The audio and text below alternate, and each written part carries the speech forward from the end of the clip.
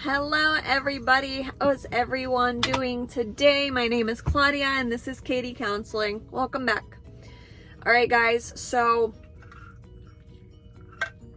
it's hot in Florida. I've had a lot of comments about prepping for your interview to get into the program, / what were my interview questions to get into my program. So today I wanted to make like an updated version of this, kind of going over if I could do it all over again, what I would say, and going over a couple of the things that were asked of me. To be brutally honest, I don't remember all the questions because I feel like when you're kind of in it, I don't know, I don't remember what they asked me, to be honest with you. I do remember some of them though that were really important. So let's get started. Before we go ahead on with this video, catch me over at, I don't know why I say that all the time, like catch me. Find me at Instagram at KD Counseling. Yeah, connect with me there. Follow me there. It's a fun page. Should I turn my car on? It's kind of hot in here. No, it's gonna be too loud. All right, guys.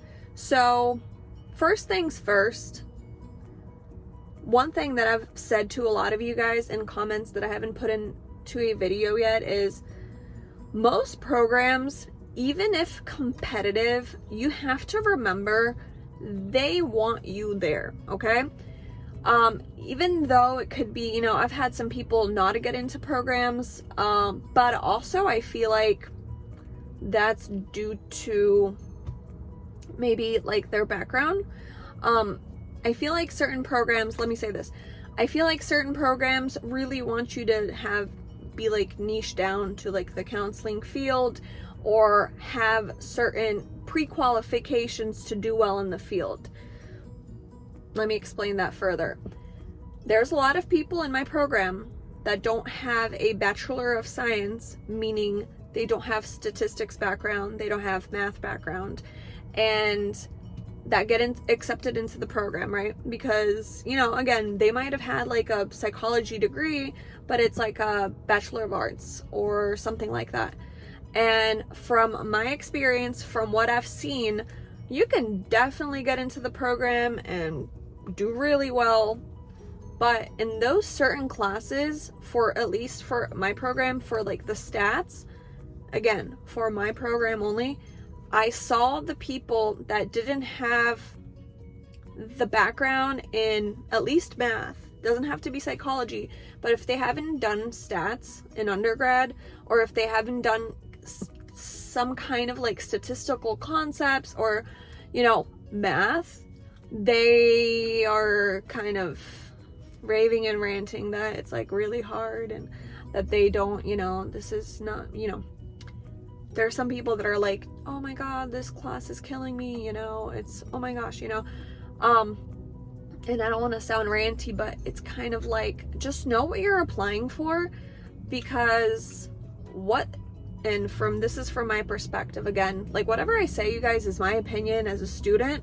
This may not apply to everybody, to every state, to every university, but I chose a Master of Science program because I want to learn the science behind it, right? So the reason it's called a Master of Science is because you will be learning evidence-based theories. You will be learning how statistical concepts and research are valid in your field. You're going to learn how to apply this research in your practice or wherever you work at. You will learn how to read research, so if you need to utilize a certain kind of strategy in your clinical work, you know how to pull it out. You know that the research is valid and it's qualitative or quantitative. You're gonna learn how to use these tools that we have as, you know, clinicians and people in the field. So I've seen other programs that are CACREP accredited, they're Master of Arts. Again, don't let me speak on what it is, but I don't know if they have certain classes that go in depth. Maybe they'll cover, you know, research and things like that. But in my program, I'm learning how to use this research to use it later on. So And also I chose this program that will introduce me to these concepts because I think I may want to go get a psychology doctorate. So I feel like those would be good skills to understand and know how to utilize to go further, right? So that's the one thing. I know this was long, this was like a long explanation, but know who you're applying with, right? So when you're sitting there and they ask you, why do you join this program? For my program, they ask you, why are you here, right? You can have personal reasons, and I've said those, I told them, I said, hey, I wanted to do this because I wanted to help other families deal with what I went through. But also, like, why are you here? One second. I looked up all the teachers, right, that I got an email, and they said, so-and-so will be interviewing you. And it was 2 different professors. I looked them up on like LinkedIn, online on the university site, and LinkedIn honestly showed me exactly what they did, right? So one of my professors, which is a supervisor, I don't want to say any names or, what they do exactly, but they had the same kind of interests that I have, right? They were in substance abuse, they were in like corrections and things like that. So when I saw that, they had this qualification, that they did this in their past, once I got to the interview and they asked me, why did you start this? And I said, I want to learn from such and such professor, such and such supervisor, because that person's a supervisor, because that's the kind of things that I want to do in my life. And if I join this program, I will be able to, have her supervise me, and I really appreciate her experience, and I think that would be a good fit. You can go as deep as that, you guys. And I feel like when a program, if you know the product, right? So the program's a product. Everything you go for grad school or even school, it's a product. What are you getting out of it, and why are you here, right? So know your product, know your classes, know the professors, know why you want to be there. And I feel like after I mentioned that, or I knew like the teachers and what they were about and what, their experiences, it was an easier flow conversation, then after, that initial question they asked me, and I said this in one of my comments, one of the questions was how I would resolve conflict in a workplace or in, school.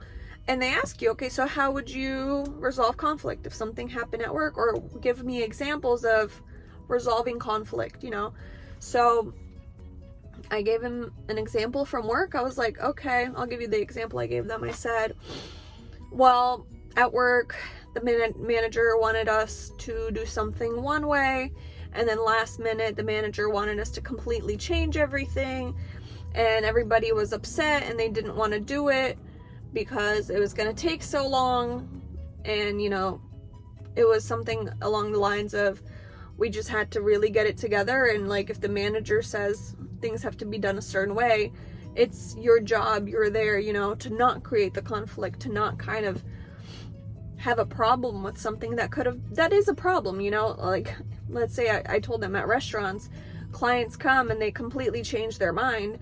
I mean, you can sit there and fight with the manager like, no, we, put this whole party together for the past half an hour. No, you gotta change it. It's what the customer wants, it's less friction. Don't create more conflict where there's already conflict, right?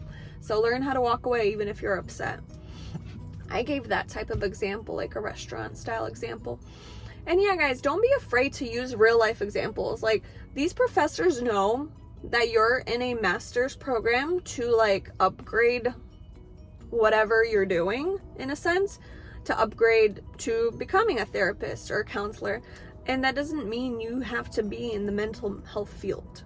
So that's another thing I feel like a lot of people think they need to have. They think they need to have this like resume of working in a mental health facility, when it's like, no. I've met people that have been in law their whole life, and then they're like, oh, I want to be a therapist. They don't have any mental health experience unless they dealt with, clients with mental health experience. But just know you're good. Just tell them, this is my calling. I really want to do this. I'm very interested in these subjects. And you'll see, guys. You'll see. I always say, and I know it's easier said than done, because if you get disappointed or not chosen, it's easy to say, yeah, Claudia said if it's meant to be, it's meant to be. But at the end of the day, if you get into a program, I always feel like it's a good fit. If you don't get into the program, there's probably something better waiting for you that would be a better fit, right? Meeting the right people and, you know, learning about the things that you want to learn about. The one good thing about the United States is land of opportunities. There's so many schools, so many formats, so many programs, right?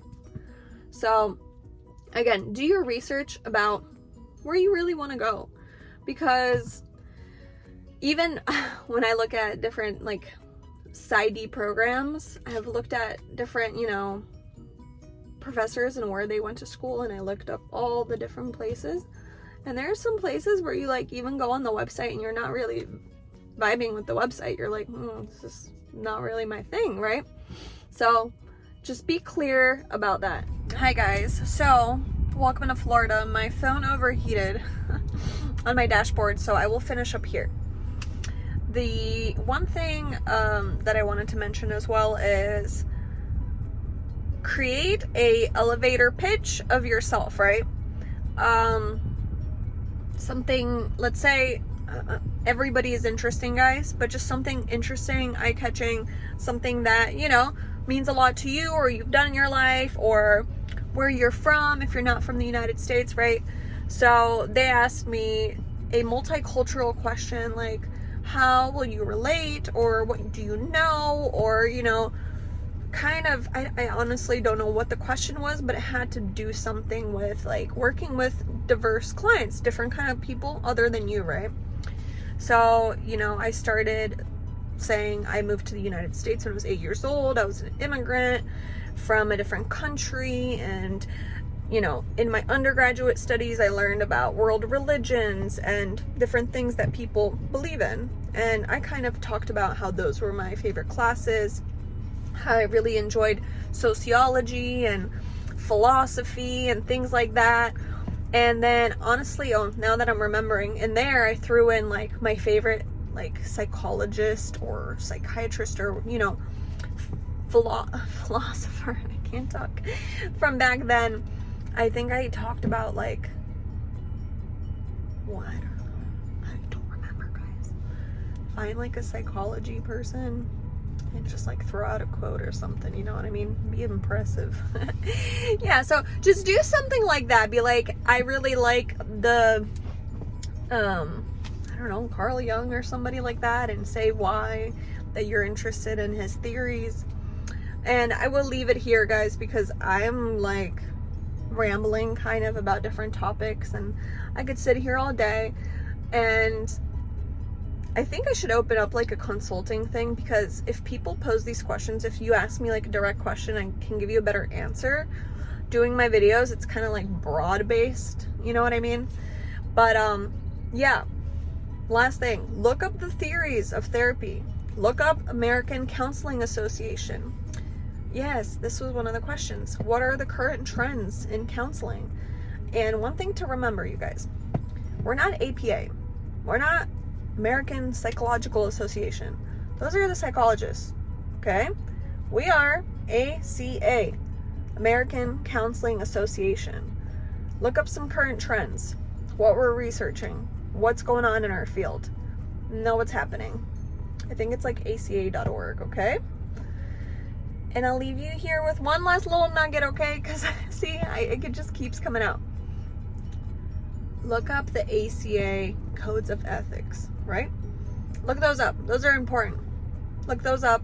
Know like one or two of them, so you can like pull that out of your pocket during the interview. I think I'll do a part 2 when I think about more things, but until then, peace out. Katie Counseling over on Instagram. Leave down any comments you have for me. I have to go to, you know, this place right here, Ulta. All right, guys.